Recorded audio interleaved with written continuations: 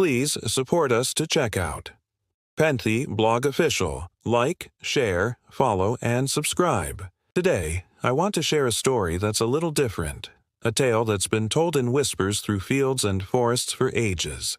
It's the story of a cat and a mouse, but perhaps not the one you're expecting. In a sun-drenched barn, filled with the sweet smell of hay, lived a sleek gray cat named Jasper.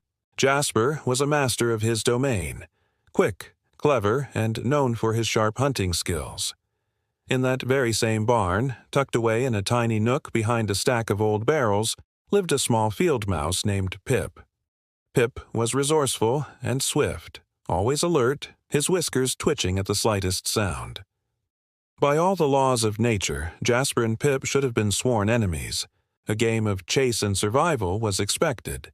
The other barn animals, the wise old owl, the gossiping chickens, and the sturdy cow, all watched, assuming the inevitable.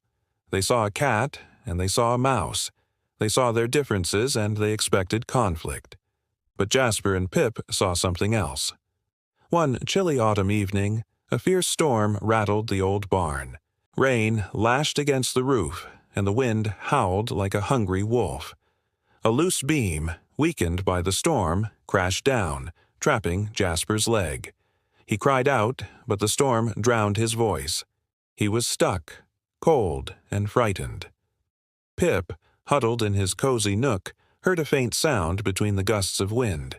His instincts screamed at him to stay hidden, to stay safe. A cat in distress was still a cat. But another feeling, a gentler nudge of curiosity and compassion, urged him forward. Peeking out, he saw Jasper pinned beneath the heavy wood. Pip didn't see a predator. He saw a fellow creature in trouble. Scurrying over, he began to gnaw at the wood around Jasper's trapped paw. It was hard work. His tiny teeth ached, and splinters flew.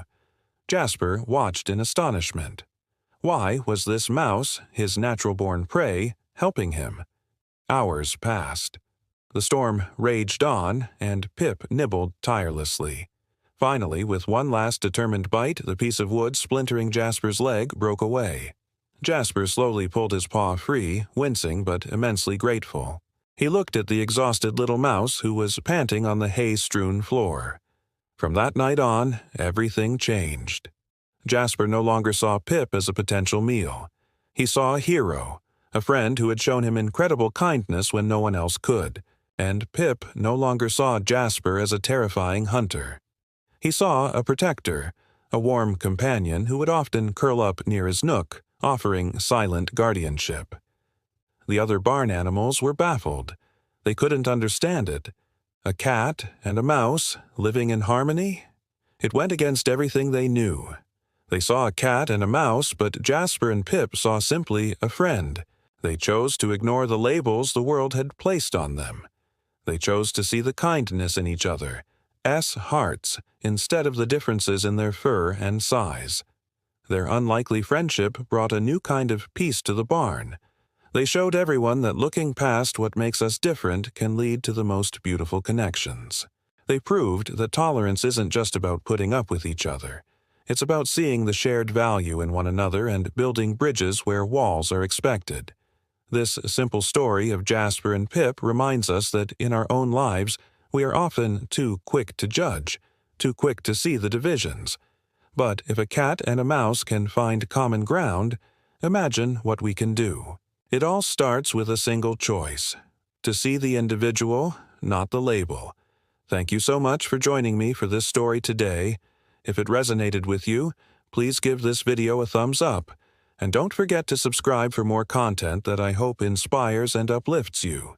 Share your thoughts in the comments below, and until next time, take care and be kind.